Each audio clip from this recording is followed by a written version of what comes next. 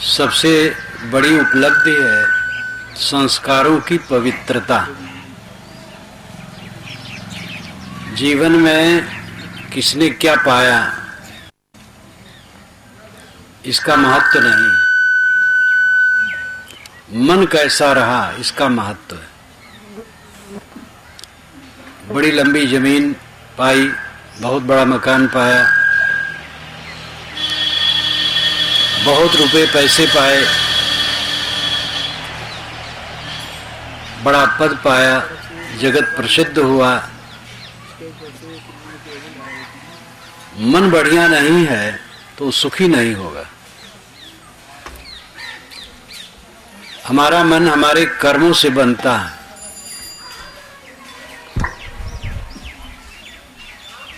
ज्ञान, वाणी का व्यवहार, इंद्रियों का बर्ताव, इन सब से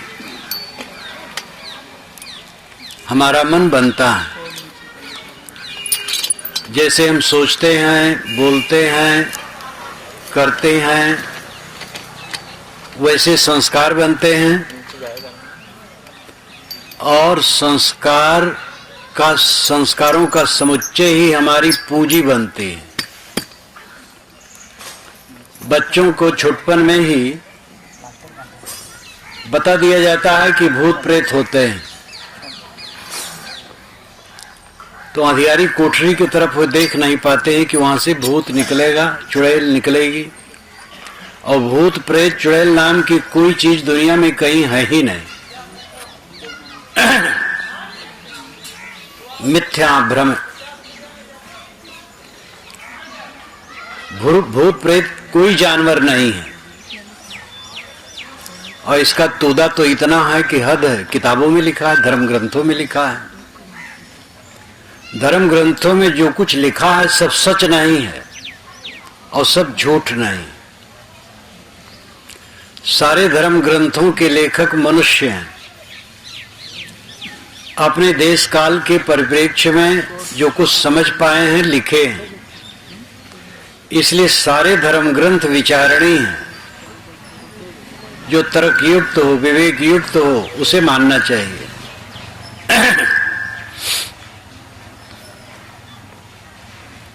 अंग फड़कने से हानि लाभ होते हैं।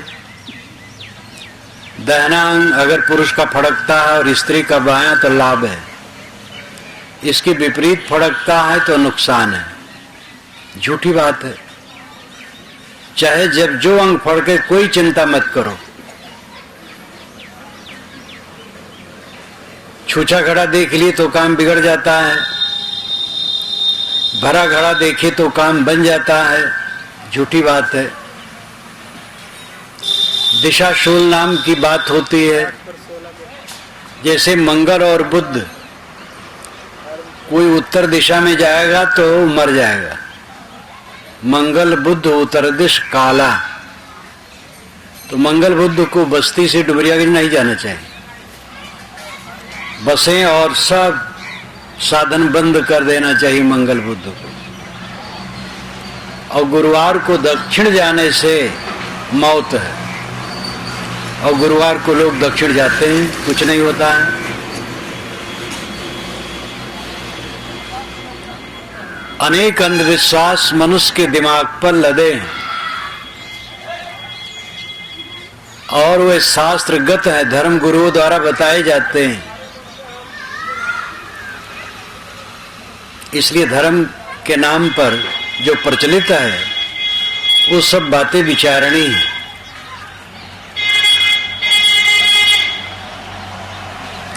ग्रह टेढ़ा है, कोई अस्वस्थ हो गया तो सोखा कहता है भूत लगा है। पुरोहित पंडित कहता है कि ग्रह टेढ़ा है। ग्रह आकाश में हमारे ऊपर कैसे टेढ़ा है और हमारे ऊपर टेढ़ा है तो दूसरे पर सीधा कैसे है? खुले आकाश में जितने लोग बैठेंगे सूरज की गर्मी सबको बराबर लगेगी। किसी को लगे किसी को न लगे, कैसे होगा? सूरज की गर्मी क्या पूजा से कोई शांत कर सकता है? पूजा करके कोई ग्रह कैसे शांत कर सकता है? ग्रह लगा है और ग्रह शांत किया जाता है, दोनों ढकोसला है। ये बातें सब अथर्ववेद में भी लिखी। अथर्ववेद में झाड़ फूक, जंतर मंतर, भूत प्रेत सब है, और ज्ञान की बातें भी हैं, व्यवहार की बातें भी हैं।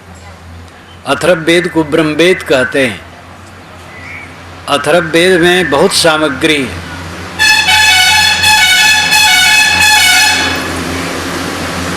लेकिन ये भूत प्रेत भी हैं। तो विवेकी बनो, विचारक बनो, चिंतक बनो। विज्ञान कितना आगे बढ़ गया है, लेकिन धर्म के नाम पर अंधविश्वास की घुट्टी पिलाई जाती है हर मजहब द्वारा। इसमें एक दोषी नहीं है, सब मजहबों द्वारा ये अंधविश्वास की घुट्टी पिलाई जाती है। जन्म से आदमी ऊंच और नीच होता है, ये दिमाग में डाल दिया जाता है। अब ऐसे संस्कार होते हैं, इतने गहरे में बैठ जाते हैं कि एक बड़ा वर्ग के आदमी अपने को मान लेते हैं मैं जन्म से ही नीच हूं, और एक वर्ग के आदमी मान लेते हैं हम जन्म से ही ऊंचे हैं, चाहे जैसे कर्म करें। ये खराब संस्कार डाला गया।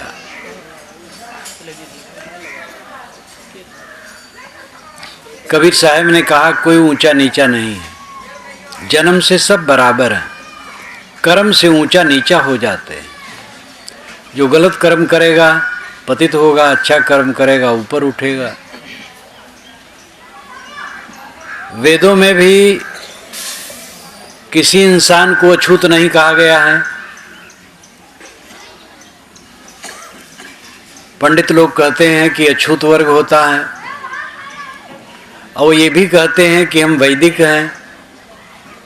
वेदों में कौन लाइन है जिसमें लिखा है कि आदमी अछूत होता है? चारों वेदों में कोई लाइन नहीं है, बल्कि ये लिखा है कि हमारा पौशाला एक हो और हम एक साथ भोजन लें। समानी प्रपा सहो अन्नभागः। तुम एक साथ भोजन लो, एक जलाशय से पानी पियो, ये बात कही गई है। अभी कुछ दिन पूर्व उसी कुएं से शेड्यूल कास्ट वाले पानी नहीं भर सकते थे,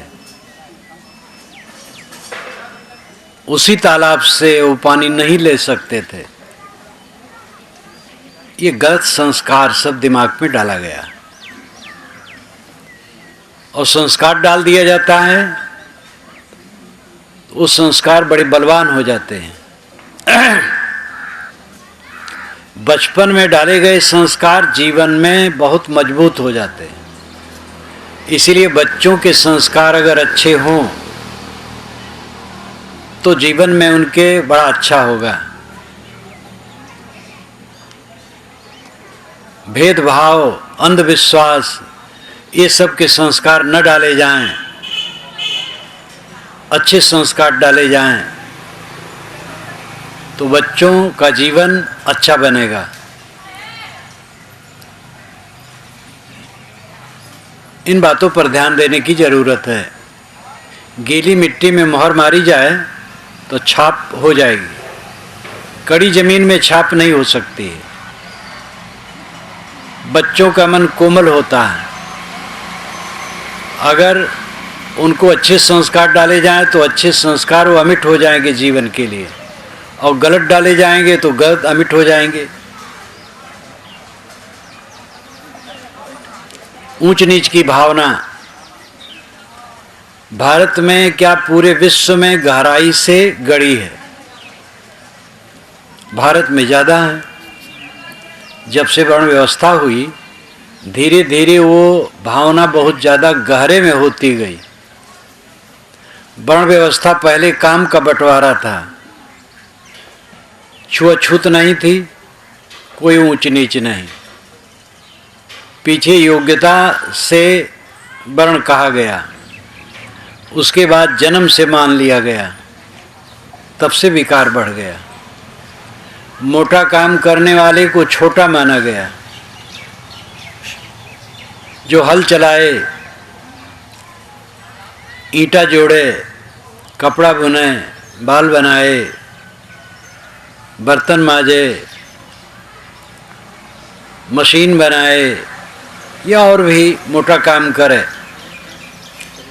उसको छोटा माना गया, अछूत माना गया। वेदों में ऐसी कोई बात नहीं है। चारों वेदों के ऋषि कर्मकर हैं। वे गाय चराते हैं, भड़भोज का काम करते हैं, दवाई कूटते हैं, हल चलाते हैं। सीरा जुंजंत कवयो, ये वेद का मंत्र है। ज्ञानी हल चलाता है, इसका अर्थ होता है। सीरा जुंजंत कवयो, कवि का अर्थ होता है ज्ञानी। हिंदी में कवि का अर्थ होता है जो कविता बनाए और एक बोतल शराब पी करके मंच पर कविता गाए, वो कवि है। लेकिन संस्कृत भाषा के अनुसार कवि का अर्थ होता है पारदर्शी, ज्ञानी। सीरा जुंजंत कवयो, ज्ञानी हल चलाते हैं।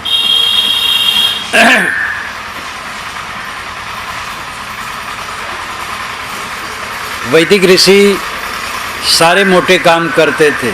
एक ऋषि कहता है, कारुराम ततो विषकुपल प्रक्षणी नना नाना धियो वसु यव अनुगायु तस्तिम इंद्रा इंदो परिश्रव। मैं कारीगर हूँ, मेरा पिता दवाई कूटता है और मेरी माता भड़भूज है। धन के लिए हम नाना काम करते हैं। ये ऋग्वेद का मंत्र है। वैदिक ऋषि सभी कर्म कर हैं। उपनिषद के ऋषि कर्म कर हैं। श्री कृष्ण महाराज प्रसिद्ध चरवाहे हैं, लेकिन ये महान है। कबीर साहब ने कर्म करों की पक्षधरता की। उन्होंने स्वयं कपड़ा बुना और इसके लिए उन्होंने अपनी वाणी में कहा, अपने को जुलाहा कहा। श्री कृष्ण को यादव बारंबार कहा गया। पहले के लोग मोटा काम करने को छिपाते नहीं थे, क्योंकि स्वाभाविकता थी। पीछे जब ये हो गया मोटा काम करने वाला छोटा होता है, तब छिपाया जाने लगा। और ये हमारे देश का सबसे बड़ा दुर्भाग्य है। ये मान लेना कि मोटा काम करने वाला छोटा होता है। मोटा काम करने वाला छोटा होता है तो बड़ा कौन होता है? अन्न पैदा करने वाला छोटा है तो अन्न खाने वाला और छोटा है। अगर तेल पेरने वाला अशुभ है तो तेल खाने वाला महाअशुभ है। बाल बनाने वाला बुरा है, बाल बनवाने वाला अच्छा है। टट्टी करके जगह गंदी कर देने वाला अच्छा है और जगह को साफ कर देने वाला बुरा है। कैसी उल्टी बुद्धि है। और कौन टट्टी नहीं साफ करता है? किसके मुख में 32 दांत है जो कहे मैं मेहतर का काम नहीं करता हूं? जगत गुरु लोग, महामंडलेश्वर सुबह उठ करके मेहतर का काम सब करते हैं। अपनी अपनी टट्टी कौन धोता है? अपने तो धोते हैं। इतनी अकल जिसके ना हो, कौन मनुष्यता समझ सकता है? कौन अछूत है? मेहतर अछूत है। जिस माता का मैंने दूध पिया है वर्षों, मेहतर है कि नहीं? मेरी टट्टी धोई है वो वर्षों, और मेहतरानी का हम दूध पिए और दूसरे मेहतर को अछूत कहते। इतनी अकल नहीं आई। और विद्वान हैं, पंडित हैं, ज्ञानी हैं, बड़े हैं, इसीलिए कबीर साहब ने काशी में कहा, पंडितों की नगरी में, पोथी पढ़ी पढ़ी जग मुआ, पंडित हुआ न कोई, ढाई आखर प्रेम का, पढ़े सो पंडित होए। पोथी पढ़ पढ़ के जगत के लोग मरते हैं, लेकिन पंडित नहीं होते हैं। जो प्रेम का ढाई आखर पढ़े वो पंडित होता है। एक त्वचा हाड़ मलमूत्रा, एक रुधिरी एक गोदा, एक बूंद से सृष्टि रची है को ब्राह्मण को शूद्रा। रजोगुण ब्रह्मा तमोगुण शंकर, सतो गुणी हरि होई, कहें कबीर राम रम रहिए हिंदू तुर्क न कोई। इस तरफ से दीवार बना लिए हैं तो इधर कैसे आए? सब इधर आ जाओ। राधेश्याम, मैं प्रबंध करूं?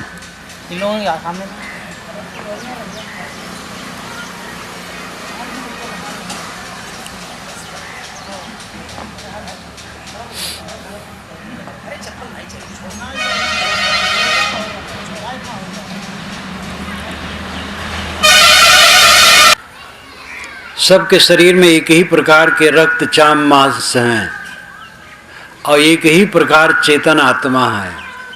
कौन ऊंच नीचे?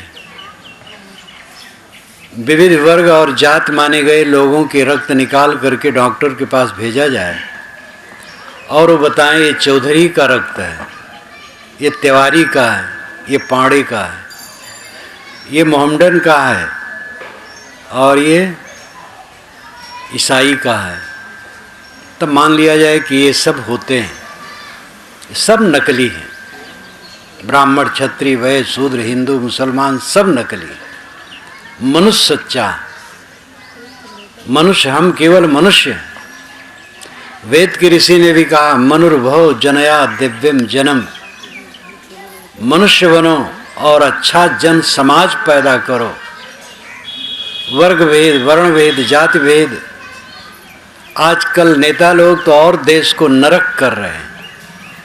सब नेता को मैं नहीं कहता हूं, अनेक नेता लोग जातिवादी भावना उठाते हैं, वर्गवादी वर्णवादी, इतना कुटिल काम करते हैं, देश को ये तोड़ रहे हैं। अंग्रेजों ने फूट डाल करके हमारे देश में राज किया, अब काले अंग्रेज को कहाँ निकालोगे? भारतवासी नेता एक काले अंग्रेज हैं। और मैंने पहले कहा कि सब नेता नहीं, लेकिन कुछ नेता हैं जो वर्ण वर्ग जात इत्यादि की भावना भड़का करके वोट मांगते हैं और कुछ धर्म की भावना भड़का करके वोट मांगते हैं। धर्म को समझते नहीं। धर्म क्या है? धर्म हिंदू नहीं है, धर्म मुसलमान नहीं है, धर्म ईसाई यहूदी नहीं है, धर्म जैन बौद्ध नहीं है, धर्म संयम और शील है।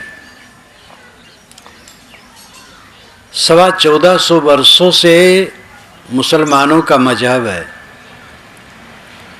अगर वही धर्म है तो उसके पहले सब अधर्म था। अब आज भी जो मुसलमान नहीं सब अधर्मी हैं। अब अगर ईसाईयत धर्म है तो 2000 वर्षों के पहले क्या दशा मानी जाएगी, और जो आज ईसाई नहीं उनकी क्या दशा होगी? बुद्धत्व 2500 वर्षों से, तो 2500 वर्ष के पहले धर्म था कि नहीं? अब आज जो बौद्ध नहीं उसकी क्या दशा होगी? जैनत्व 2500 वर्षों से और ज़्यादा है, लेकिन जैनों के शास्त्र ईसा के बाद बने। महावीर स्वामी जो अंतिम तीर्थंकर माने जाते हैं, तब तक जैन संप्रदाय का एक पर्चा भी नहीं था। महावीर स्वामी के निधन के 1000 वर्ष बाद 32 आगम ग्रंथ अर्धमागधी में बने, तो उनकी भी एक सीमा है। हिंदू शब्द 2500 वर्षों से प्रचलित है। चारों वेदों में कहीं हिंदू शब्द मैंने नहीं पाया, 6 शास्त्रों में नहीं पाया, समस्त वैदिक साहित्य में नहीं पाया।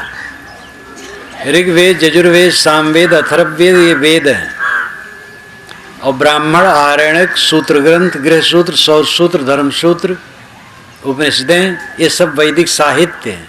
इनमें कई हिंदू शब्द मुझे नहीं मिला। महाभारत और रामायण, ये दो महाकाव्य, इनमें भी हिंदू शब्द नहीं मिला। पुराणों में हिंदू शब्द आया। ईरान वालों ने सिंध नदी को हिंद नदी कहा। फारसी भाषा में सा का हा हो जाता है। हम लोग सप्ताह कहते, वे लोग हफ्ताह कहते। हम लोग फसल को सस्य कहते, संस्कृत में फसल को सस्य कहते, और फारसी भाषा में हय कहते। दोनों सा हा हो जाता है। इसका प्रभाव राजस्थान, गुजरात तक में आज भी है। सवेरे को हवेरे, साबुन को हाबुन कहते हैं।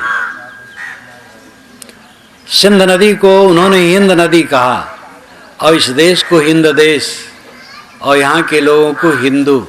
तब से हिंदू शब्द का प्रचलन हुआ। ये 2500 वर्ष का प्रचलन है।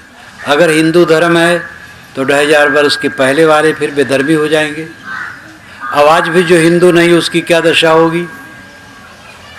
हिंदू एक समाज है और उसमें बहुत संप्रदाय हैं। इस्लाम संप्रदाय है, ईसाईयत संप्रदाय है, जैन बौद्ध संप्रदाय हैं। ये सब संप्रदाय हैं। संप्रदाय बनते और मिटते हैं, बदलते हैं। धर्म बनता मिटता नहीं, धर्म सदा रहता है। मजहब और संप्रदाय बनते हैं किसी महापुरुष द्वारा।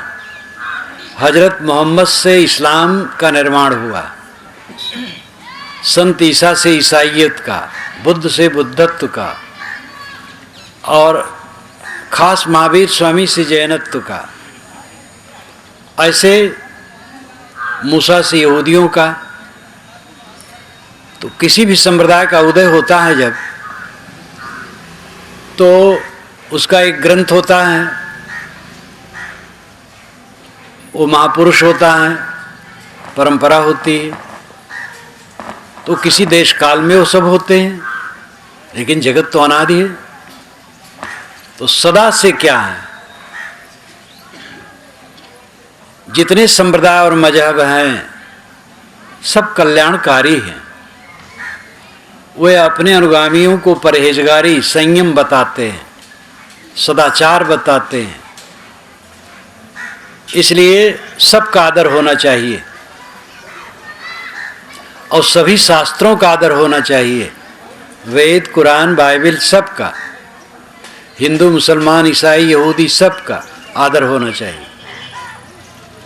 साथ साथ विचारक होना चाहिए। अलौकिकता की बात डाल करके धर्म में बहुत विखंडन किया जाता है। लोग कहते हैं हमारा महापुरुष अलौकिक है, वो कहते हैं हमारा महापुरुष अलौकिक है, हमारी किताब अलौकिक है, हमारा संप्रदाय अलौकिक है, तो दूसरे लोगों का नारकी है, हमारा स्वर्गीय है। ये धमा चौकड़ी संप्रदाय वाले करते हैं और ये उनका मिथ्या अहंकार है। सारे संप्रदाय मनुष्य के चलाए हैं, सारे महापुरुष केवल मनुष्य हैं, सारी किताबें मनुष्य की रचनाएं हैं। ये विवेक जब उदय होगा तभी सच्चे धर्म को हम समझ सकेंगे और आपसी सौहार्द भाव उत्पन्न होगा। इबादत में तर्ज का फर्क है और उसको लेकर के खाई बनाना अनर्थ है। अरबी भाषा में अल्लाह है, ये दो पदों को मिला के अल्लाह शब्द बनता है, अल और इलाह। अल कहते हैं आदरणीय को, इलाह कहते हैं पूज्य को। जो आदरणीय और पूज्य हो वो अल्लाह। और ऋग्वेद चारों वेदों में पहले है और बड़ा है। और ऋग्वेद का पहला मंत्र है अग्निमीले पुरोहितम यज्ञ से देवम ऋतजम होतारम रत्न धातमम। पहला शब्द है अग्निमीले। अग्निमीले में दो पद है, अग्निम और ईले। साणाचार्य जिसका भाष्य करते हैं अग्निनामकम देवम ईले अस्तोम ईड़ अस्तुताविद धातु। अग्नि नाम का तो देवता है और ईल अस्तुति परक है। ईल ईड़ इलाह एक बात है। मुसलमान कहते हैं अल्लाह इलाह, इलाह पूज्य, और वेद का पहला मंत्र ईड़ कहा जाता है जो पूज्य के लिए है। ईड़ ईल इलाह एक बात है। बकरीद, बकर ईद ये भी अरबी भाषा का शब्द है। बकर नाम गो, गाय बैल दोनों उसमें आ जाते हैं। किसी भी अरबी फारसी के शब्द को उसको आप देख सकते हैं। बकर गो, गाय बैल। ईद ईड़ पूज्य, गो पूज्य, इसका अर्थ बकरीद का अर्थ होता है गो पूज्य है। अरबी भाषा में दुआ प्रार्थना के लिए, आशीर्वाद के लिए होता है अर्थ। वेद में इसी उच्चारण में और यही अर्थ है। देवेश कृणतो दुआहा, ये ऋग्वेद के मंत्र का अंश है। देवेश कृणतो दुआहा, हम देवता के लिए दुआ करते, प्रार्थना करते। दुआ बारंबार आता है। मैंने अपने वेद की भूमिका ही में इसको लिखा है। मुसलमान घुटने टेक करके नमाज पढ़ते हैं। नमाज नमन, वंदना। घुटने टेक करके नमाज पढ़ने में विनम्रता है। घुटने टेक करके प्रार्थना करने में विनम्रता है। पुराने बादशाहों के सामने घुटने टेक करके प्रार्थना की जाती थी। सामी और आर्य दोनों परंपरा घुटने टेक करके प्रार्थना करती थी। आर्य परंपरा ब्राह्मण परंपरा है, वैदिक, और सामी परंपरा यहूदी ईसाई इस्लामी है। पुरानी बाइबल में नूह नाम के महापुरुष हैं। उनके 3 पुत्र हैं, साम, हेम, एपेत। साम बड़े हैं। साम के वंशज यहूदी हैं, उसी में से ईसाई निकले, फिर मुसलमान। इसलिए ईसाई, मुसलमान, यहूदी ये सब सामी कहलाते हैं। सामी परंपरा और ब्राह्मण परंपरा आर्य परंपरा है। फिर ब्राह्मण में ही श्रमण सिद्धनाथ संत परंपराएं विकसित हुई। आर्य और सामी परंपरा दोनों घुटने टेक करके प्रार्थना करती थी। मुसलमानों में आज भी है, लेकिन भारतीय और आर्य परंपरा में वो बदल गई, क्योंकि प्रार्थना से उन्नत ध्यान है। प्रार्थना आरंभिक है। प्रार्थना थोड़ी होना चाहिए, फिर ध्यान में पहुंचना चाहिए। आर्य परंपरा ध्यान में आगे बढ़ गया, इसलिए घुटने टेक करके प्रार्थना छोड़ दिया, पलथी मार करके बैठना और ध्यान करना। लेकिन मूल रूप में घुटने टेक करके प्रार्थना की जाती थी। ऋग्वेद में बारंबार आता है, वशिष्ठ जी सरस्वती नदी के तट पर घुटने टेक करके प्रार्थना करते हैं। ये ऋग्वेद में आता है 7वें मंडल में। 7वां मंडल वशिष्ठ का है। 3रा मंडल ऋग्वेद का विश्वामित्र का है। विश्वामित्र या वैश्वामित्र, यानी विश्वामित्र और उनके अनुगामी। और 7वां मंडल वशिष्ठ और वासिष्ठ, वशिष्ठ का और उनके अनुगामियों का है। सब में घुटने टेक करके प्रार्थना की बात आती है। हरम अरबी भाषा का शब्द है, इसका अर्थ होता है महल, मकान। और ऋग्वेद में बारंबार, चारों वेदों में जहाँ हरम शब्द आता है मकान के लिए। इंद्र के लिए हम हरम बनाते हैं, इंद्र के लिए घर बनाते हैं, प्रार्थना की गई है। कौन पराया है? मक्का जाते हैं जब तीर्थयात्री हज करने मुसलमान, तो वहाँ एक इहराम क्रिया होती है। बाल मुड़वा देते हैं, सफाचट बनवा देते हैं। जैसे हम कपड़े पहने ऐसे वो कपड़े पहनते हैं। ऊपर उत्तरी, नीचे वासस, वासस और उत्तरी। वासस यानी लुंगी, उत्तरी यानी चद्दर। और वो प्रतिज्ञा करते हैं हम जीव नहीं मारेंगे, मांस नहीं खाएंगे, नशा नहीं लेंगे, ब्रह्मचर्य व्रत से रहेंगे, संयम से। जितने समय विराम क्रिया में रहते हैं एकदम साधु सरीखे। आजकल तो टीवी है, आप देख सकते हैं, उस समय टीवी में वो सब चित्र आता है। कोई पराया नहीं है। भेद करते करते एक के दुश्मन दूसरे हो गए और एक में अनेक भेद। हिंदू मुसलमान अपने विरोधी मान लिए, तो शिया सुन्नी आपस में विरोधी मान लिए, शैव वैष्णव मान लिए, रामानंदी रामानुजी। अयोध्या में रामानुजी संप्रदाय के वैष्णव हैं और रामानंदी संप्रदाय के हैं, दोनों कटाकटी करते हैं, मारते नहीं हैं, ऐसे ही अटर पटर बोलते चालते। तो ये सब विरोधी भावना, वैष्णव और शैव में उद्वेग, एक दूसरे को अलग अलग मान लिए। कौन अलग है, कौन पराया है? सारे भेद झूठे। खतना आपने करवाया, चोटी आपने रखाई, जनेऊ आपने पहना। जन्म से बच्चा क्या है, हिंदू की मुसलमान, वो ईमानदार इस इंसान है। बड़ा होगा तब नकाश निकाला जाएगा, तब नकाश निकाल करके वो नकली बनेगा। जन्म में सब ईमानदार रहते हैं। एक नवजात बच्चा सड़क पर पाए तो उसको आप नहीं कह सकते मुसलमान है कि हिंदू है। इन वास्तविकताओं को समझने की जरूरत है। एकता, राष्ट्रीय भावना कब आएगी? राष्ट्रीय भावना किसे कहते हैं? कुछ लोग बड़ी राष्ट्रीय भावना की बात करते हैं और सांप्रदायिकता की आग लगाते हैं। राष्ट्र क्या जमीन है केवल? अगर केवल जमीन राष्ट्र है तो चंद्रलोक राष्ट्र है, लेकिन चंद्रलोक को कोई राष्ट्र नहीं कहता, वहां कोई जीव नहीं है। ये प्राणी राष्ट्र है। हमारा भारत एक राष्ट्र है। कन्याकुमारी से कश्मीर, पंजाब से बंगाल, ये देश फैला है। इस जमीन की वंदना नहीं है। इस जमीन पर रहने वाले प्राणियों और मनुष्यों की वंदना है, फिर जमीन की भी वंदना है।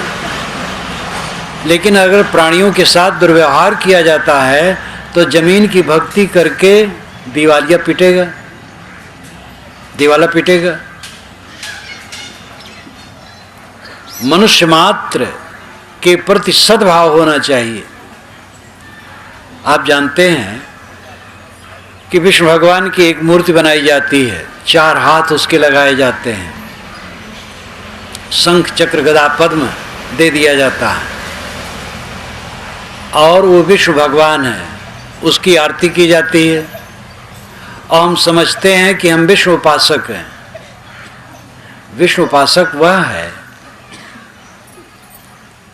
जो प्राणी मात्र को भगवान समझे। विष्णु का अर्थ है जो सब में प्रविष्ट हो।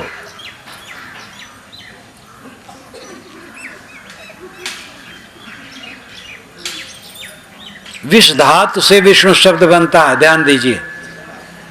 ये देवियां, ऐ देवियां, महिलाएं, देवियां, नारियां यहां आई हो तो चुपचाप सुनो, इधर उधर चमकाओ मटकाओ मत, चुपचाप स्थिर।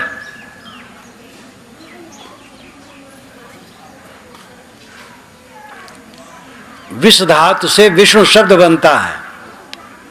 विष कहते हैं प्रवेश को, जो सब में प्रविष्ट हो विष्णु है।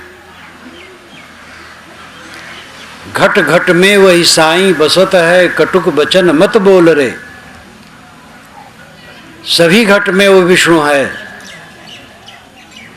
जो प्राणी मात्र के प्रति आदर भाव रखे, वो विष्णु की उपासना कर रहा है। और बस 4 भुजा वाले मूर्ति की विष्णु की आरती उतार लिए, विष्णु वैष्णव हो गए। और प्राणियों से दुर्व्यवहार है, कहाँ वैष्णव है? वैष्णव वह है जो प्राणी मात्र के प्रति आदर करता है।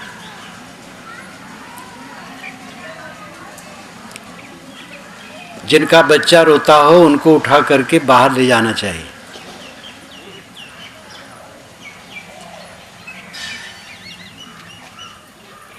भारत माता की आरती उतारो।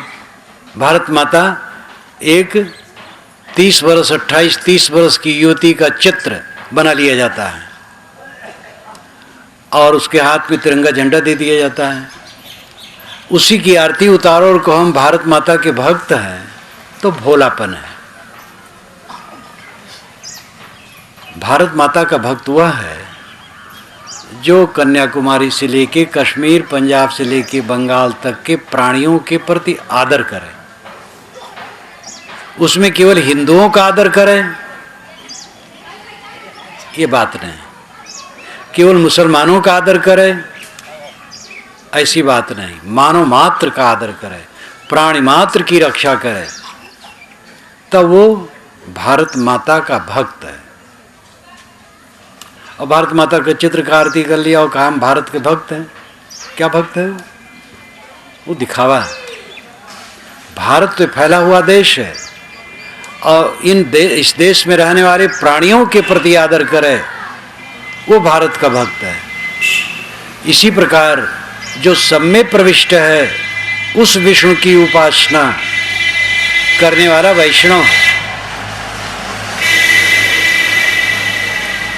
प्रकृति में सर्वत्र नियम प्रविष्ट है। प्रकृति के सारे द्रव्यों में नियम है। उन नियमों को समझे और नियम से चले। सब प्राणियों में आत्मा प्रविष्ट है। सभी आत्माओं के प्रति रहमदिली रखे। नियम, पानी कैसे बरसता है? भगवान बरसाता है। भगवान क्या है? दयालु है। तो ज़्यादा क्यों वर्षा देता है जो देश देश बह जाए, और सूखा क्यों कर देता है कि देश देश जल जाए? तो ये अंधविश्वास है। प्रकृति के नियमों से पानी बरसता है। नियम की अनुकूलता है पानी बरसेगा, नियम की अनुकूलता नहीं होगी नहीं बरसेगा। उसमें कोई ज्ञान नहीं। इस चीज को समझने की जरूरत है। विज्ञान इतना बढ़ गया लेकिन आज भी इस चीज को समझना नहीं चाहते हैं लोग। पानी नहीं बरसता है तो प्रोफेसर, भौतिक विज्ञान के प्रोफेसर भी कहते हैं पता नहीं भगवान क्यों नाखुश है। और कॉलेज में लेक्चर देते हैं कि पानी बरसने के सारे कारण जड़ प्रकृति के हैं, उनमें चेतना नहीं है। और जब घर में रहेंगे पानी नहीं बरसेगा तो भगवान को दोष देंगे, क्योंकि संस्कार उनके दिमाग पर चढ़ा है और उस संस्कारों से उबर नहीं रहे हैं। इसलिए पानी नहीं बरसता है तो हिंदू लोग हवन करते हैं, मुसलमान लोग नमाज पढ़ने में जोर लगाते हैं। मालूम तो भगवान सो गया है, जगा रहे हैं सब। तो ये प्रकृति के नियमों को न समझना है। धर्म के नाम पर आदमी जड़ हो जाता है। विवेकी बनने की आवश्यकता है। पानी बरसने का कारण जड़ है, चेतन नहीं। भूचाल जड़ क्रियाओं से आता है, कोई इसको हिला नहीं देता है। समुद्री तूफान आया, कोई देवता नहीं लाता है, चैतन्य देवता, वो प्रकृति के नियमों से आता है। इसका ज्ञान होना चाहिए।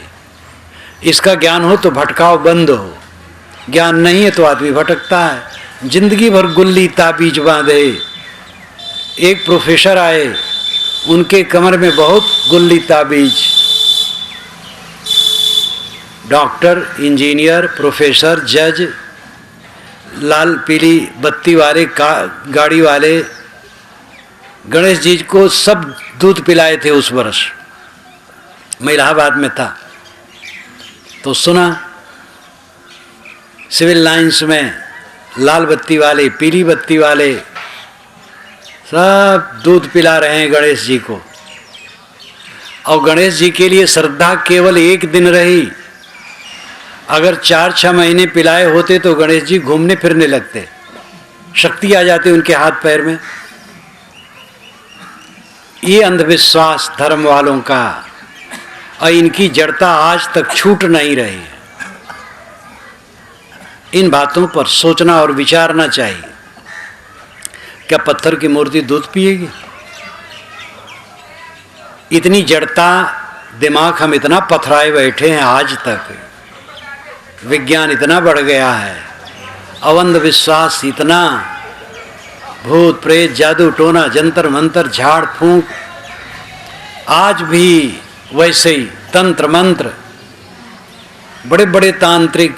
अभी तो तांत्रिकों का एक विभाग खुल गया था बड़े जोर से, अब कुछ ठंडा हुआ है। एक तांत्रिक 3-4 वर्ष के पहले बिहार में सभी सोखाओं ओझाओं को बुला करके पुरस्कृत किया था कि हमारा ये पुराना विज्ञान लुप्त हो रहा है।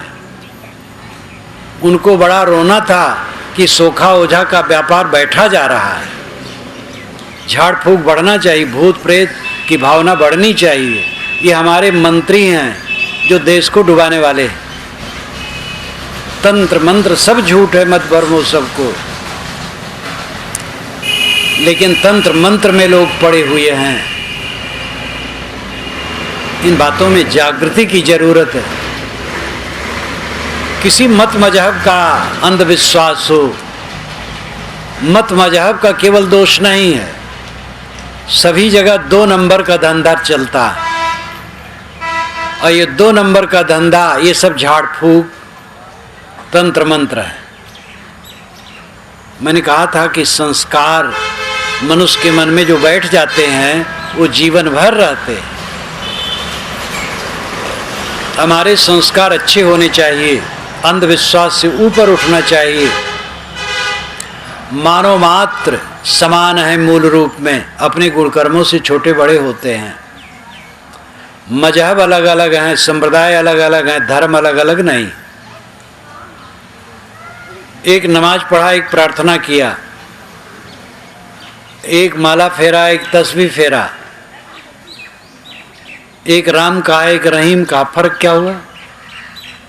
कबीर साहब कहते, भाई रे दुई जगदीश कहाँ ते आया, कहो कोने बौराया, अल्लाह राम करीमा केशो हरि हजरत नाम धराया, गहना एक कनक ते गहना यामे भाव न दूजा, कहन सुनन को दुई कर थापे, एक नमाज एक पूजा, वही महादेव वही मोहम्मद ब्रह्मा आदम कहिए, को हिंदू को तुरुक कहावे एक जमी पर रहिए, वेद किताब पढ़े वह कुतबा वह मुलना वह पाड़े, बेगर बेगर नाम धराए एक मिट्टी के भाड़े, कहें कबीर वह दोनों भूले राम किनो न पाया, वह खसी वह गाय कटावे बादह जन्म गंवाया।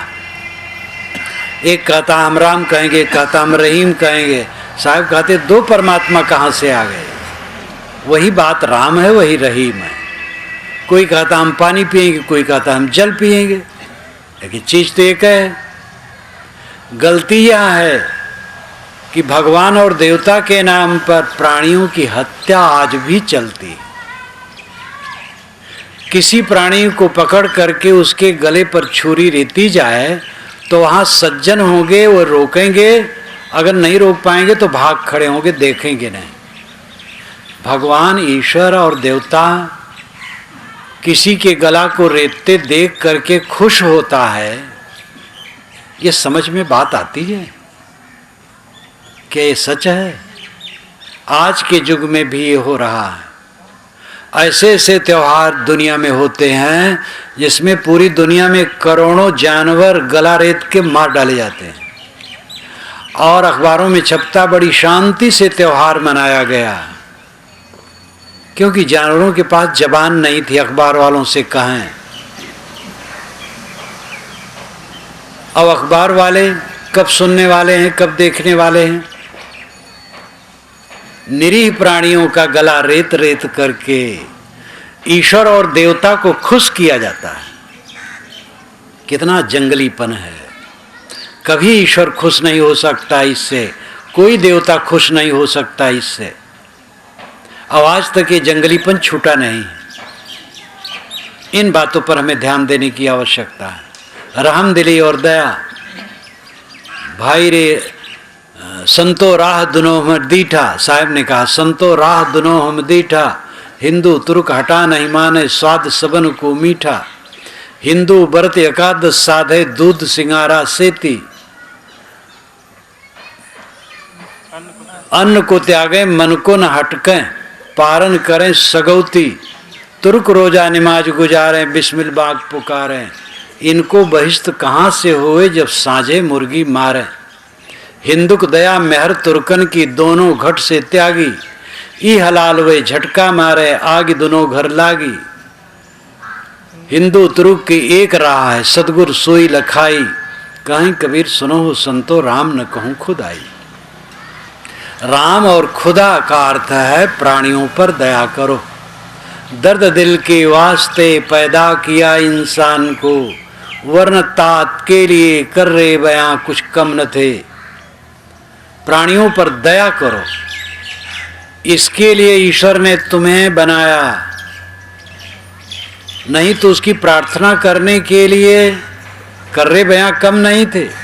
वरन तात के लिए कर्रे बयां कुछ कम न थे। तात के लिए, प्रार्थना के लिए कर्रे बयां फरिश्ते उसके पास कम नहीं थे। ईश्वर हजारों हजारों फरिश्तों को खड़ा कर देता कि करो हमारी वंदना। ईश्वर कोई खुशामद पसंद है? वो ये चाहता है कि सब पर दया करो। नक की बात सब जगह कही गई है, लेकिन जब उस पर ध्यान दिया जाए, सब कहते तत्व एक है, सत्य एक है, और तनिक तनिक बात में आपस में कटाकटी करते रहते हैं। झूठा अहंकार। कबीर साहब इसके लिए बहुत कस के कहे, एकदम उन्होंने झकझोर दिया। उनके साहस को देख करके तो दुनिया के लोग आश्चर्य करते हैं। जब रूस की C.I. लिप्किन, जो हिंदी भाषाविद हैं, उन्होंने लिखा कि यहाँ पत्र दिया गोरखपुर कि जब मैंने कबीर वाणी पढ़ी तो लगा भारत की मिट्टी में ऐसा आदमी पैदा हुआ है, इतना सत्य कह देने वाला। आश्चर्य हुआ। C.I. लिप्किन का पत्र कबीर अंक में छपा था, मेरी पुस्तक में एक जगह छपा है।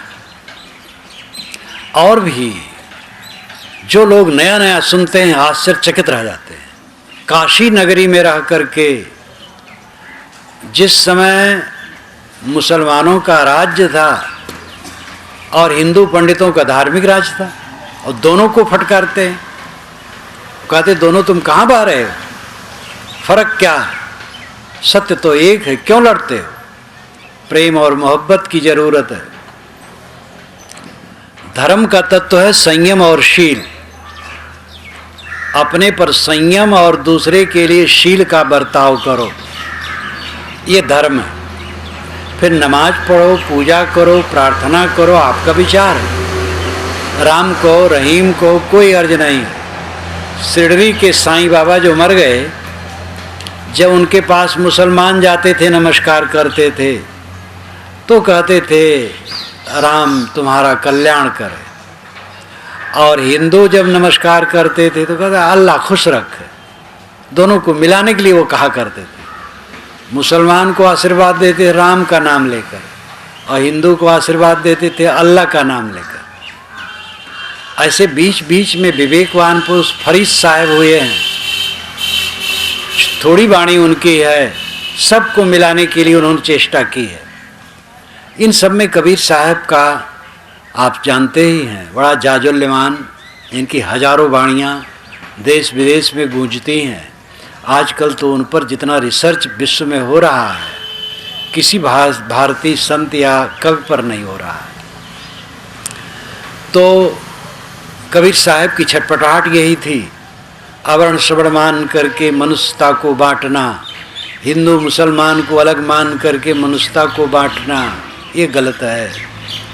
आज भी धर्म के नाम पर देश को बांटने के चक्कर में लोग पड़े हैं।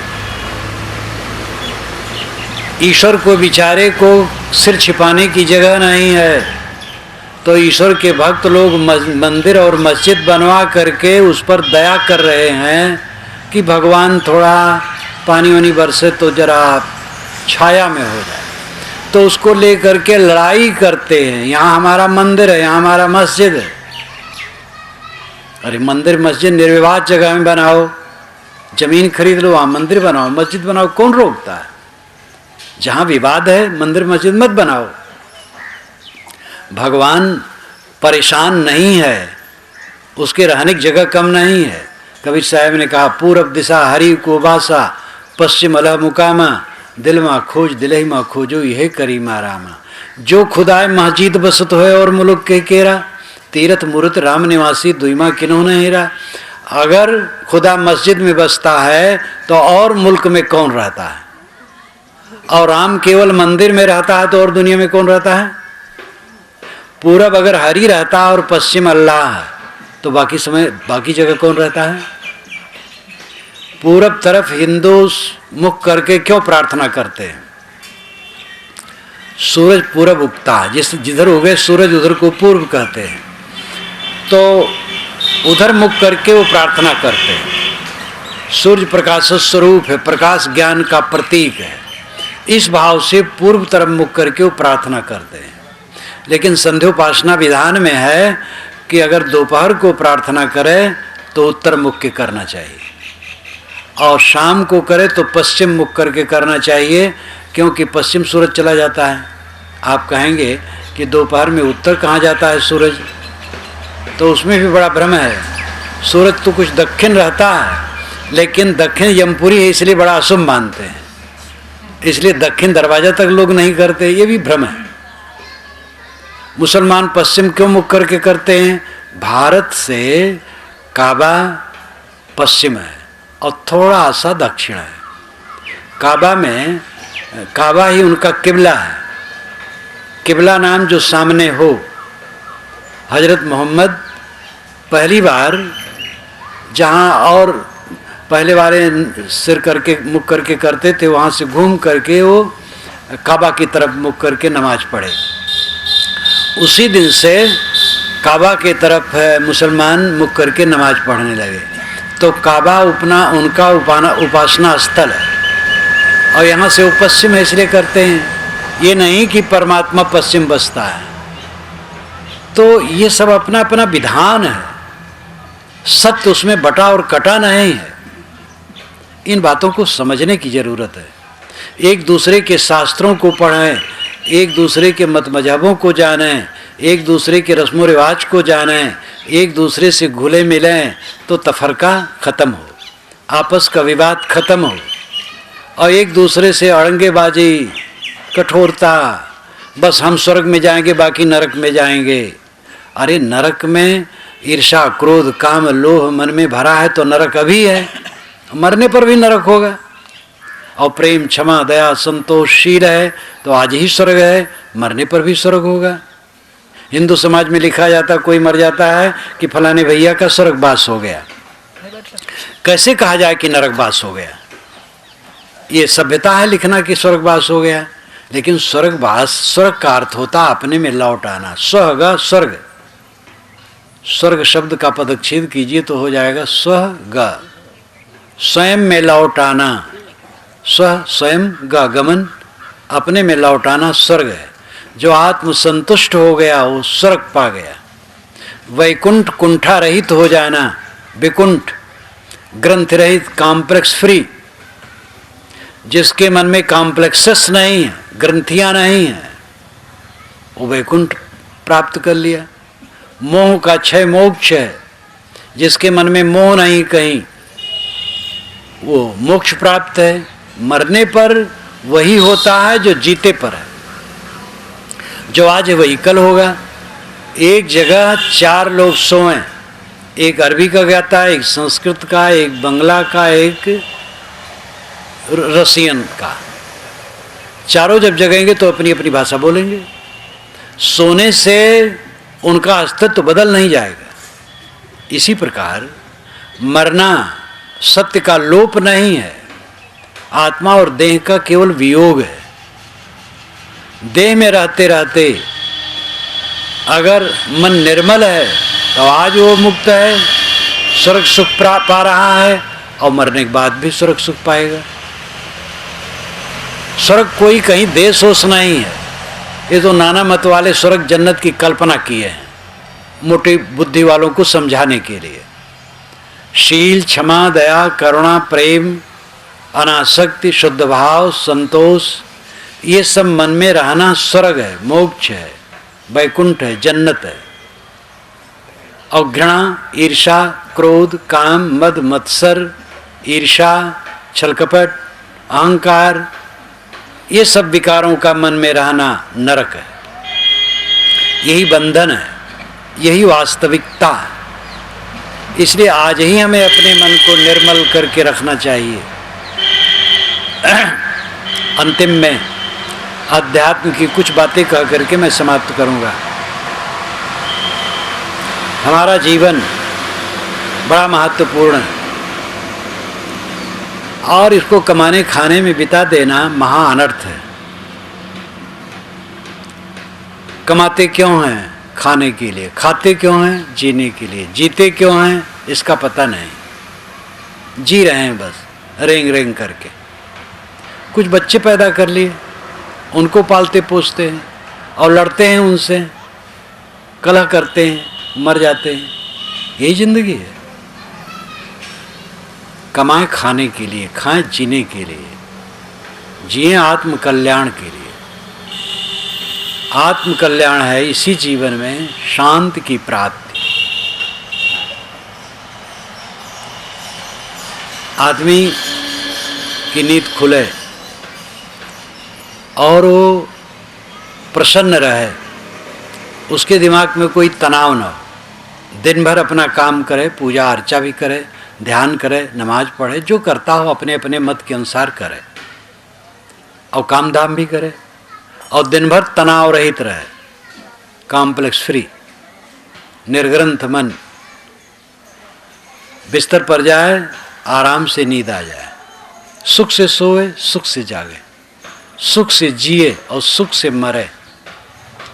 मरने को आप लोग चाहेंगे मरने का नाम ना लो, सुख से जीना भर कहो, मरने का नाम ना लो, उसको बचाए रखना चाहते हैं जो कि पक्का है, होना है। और कुछ न हो न हो, पदोन्नति न हो, धन जितना चाहते हो न मिले, जिन जिन प्राणी पदार्थों पर अपना अधिकार आप जमाना चाहते हो शायद न हो, लेकिन मृत्यु निश्चित है। उसी को आदमी भुलाए रखने की चेष्टा करता है। क्यों? कायर बच्चे परीक्षा के दिन से घबराते हैं और जब परीक्षा दे लिए तो रिजल्ट से घबराते हैं, जानते हैं हम फेल हो जाएंगे या बहुत नंबर कम आएगा। और जो खूब पढ़ा है वो परीक्षा के दिन की प्रतीक्षा करता है और रिजल्ट के दिन के लिए एकदम उत्साहित रहता है। जो अपने मन को निर्मल रखेगा, साफ रखेगा, उसको मरने की क्या डर है? दुख भरी जिंदगी जीने में आप आनंद मानते हैं और मृत्यु के साथ आपका दुख खत्म हो जाएगा। कौन परेशानी उसमें है?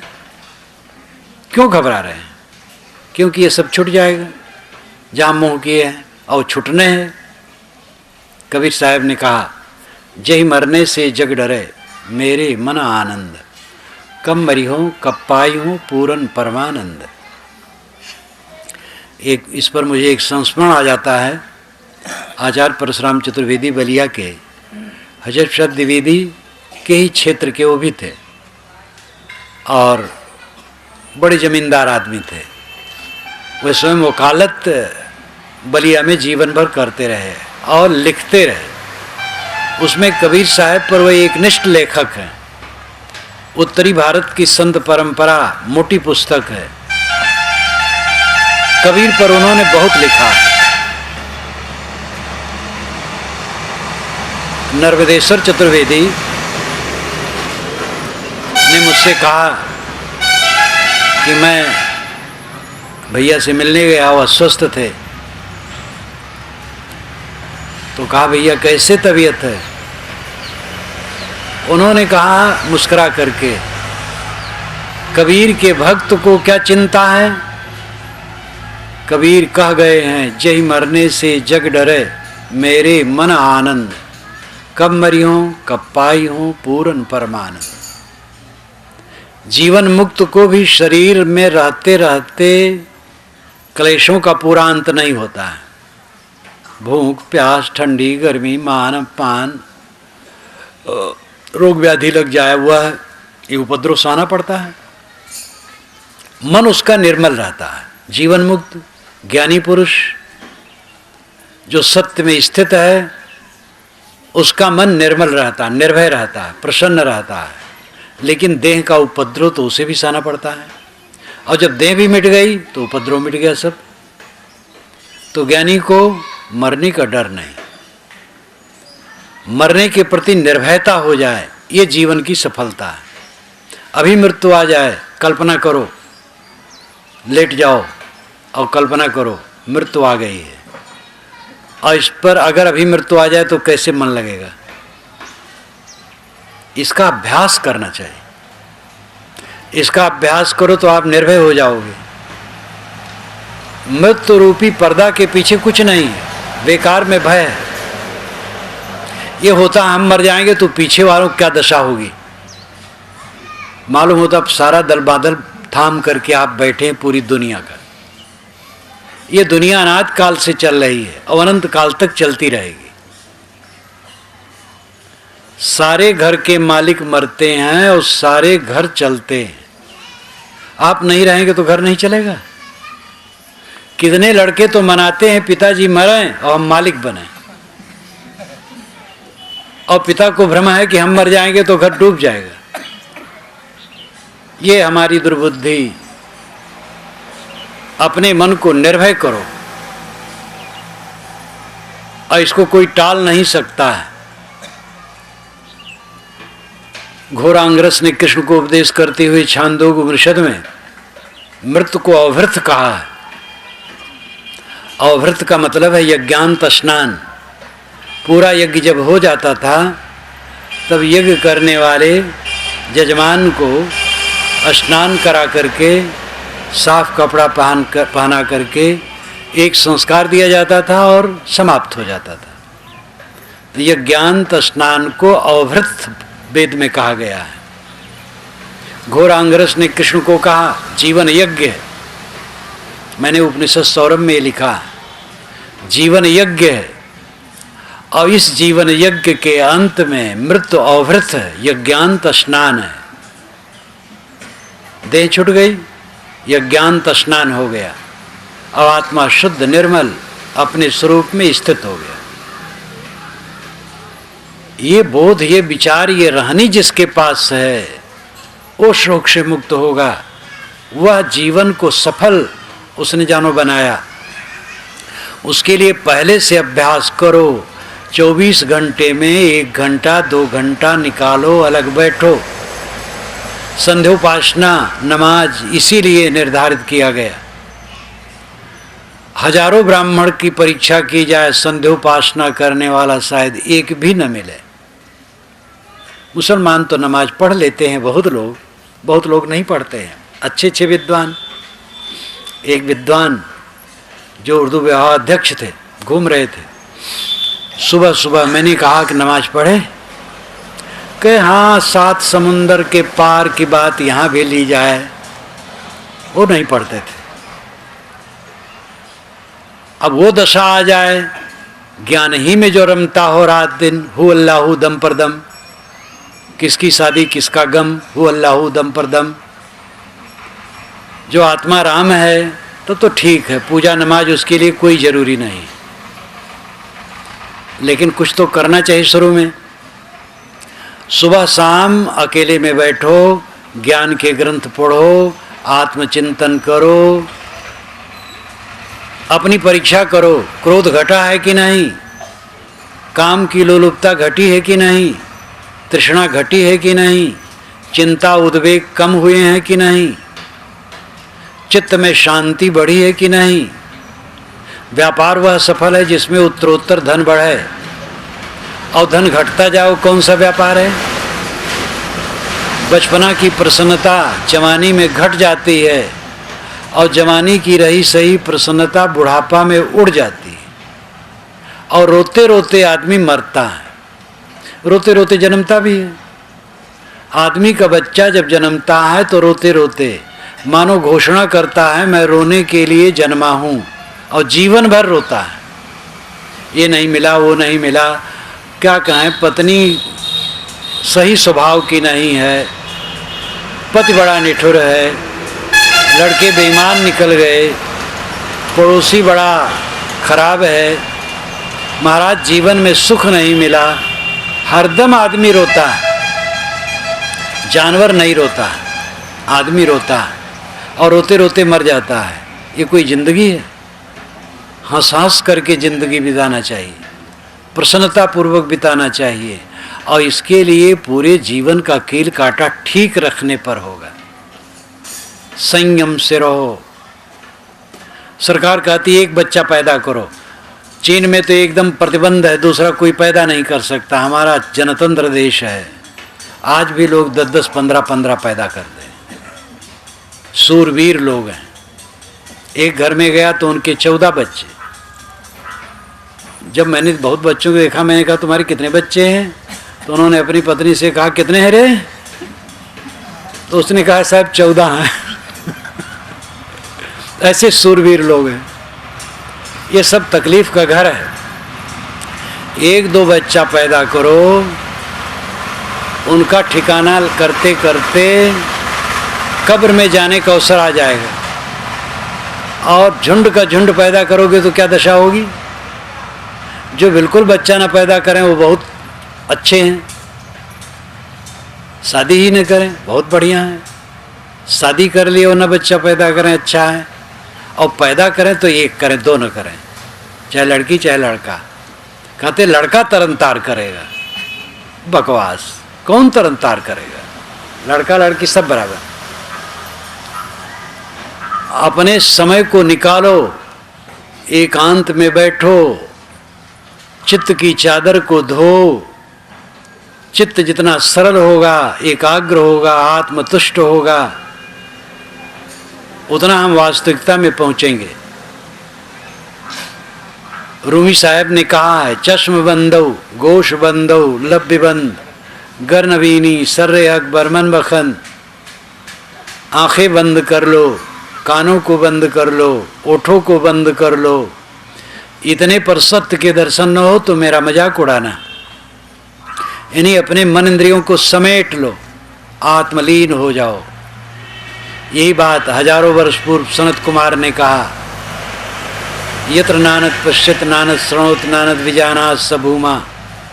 जब दूसरे को नहीं देखता, दूसरे को नहीं सुनता, दूसरे को नहीं जानता, ये भूमा की दशा है।